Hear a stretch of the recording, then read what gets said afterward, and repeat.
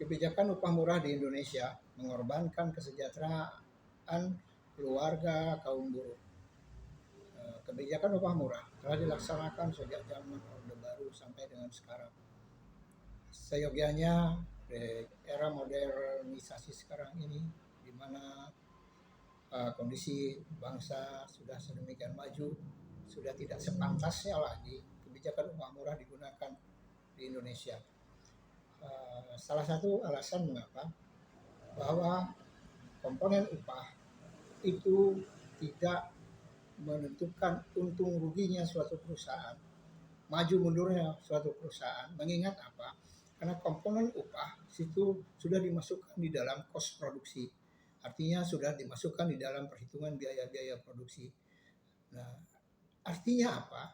Bahwa apabila hasil produksi barang dan jasa hasil produksi laku terjual di pasaran, artinya perusahaan tidak akan mengalami kerugian. Bagaimana mungkin laku barang hasil produksi di perusahaan manakala daya beli masyarakat rendah, manakala upah buruh rendah, sehingga yang bisa dikejar adalah barang-barang produksi untuk ekspor. Sementara yang laku di pasaran di dalam negeri justru bangsa kita bergantung kepada impor.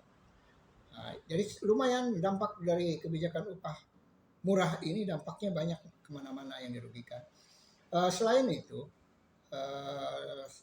alasan perusahaan mengapa enggan menerapkan kebijakan upah yang tinggi. Salah satu sebab, ini baru salah satu sebabnya saja adalah bahwa perusahaan merasa berat manakala di akhir hubungan kerja harus membayar uang pesangon yang lumayan cukup tinggi.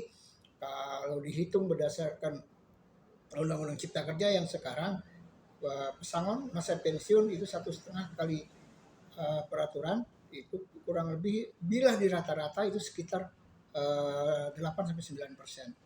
Ditambah lagi jaminan sosial tenaga kerja, jaminan sosial kesehatan juga, yang seharusnya apabila jaminan kesehatan itu dikelola oleh perusahaan akan lebih ringan. Bila digabungkan pesangon, jaminan ketenaga kerjaan, itu sudah ada yang namanya jaminan hari tua, jaminan pensiun, jaminan kecelakaan kerja, jaminan kematian, tambah lagi jaminan kesehatan. Jika dijumlahkan, jumlahnya sudah cukup fantastis, sudah kurang lebih 15-16%. Jadi sudah tidak layak lagi, sudah seharusnya lagi yuk kita pemerintah Indonesia tidak lagi menerapkan kebijakan upah murah untuk menyerap investasi dengan alasan untuk mengurangi pengangguran yang ada di Indonesia.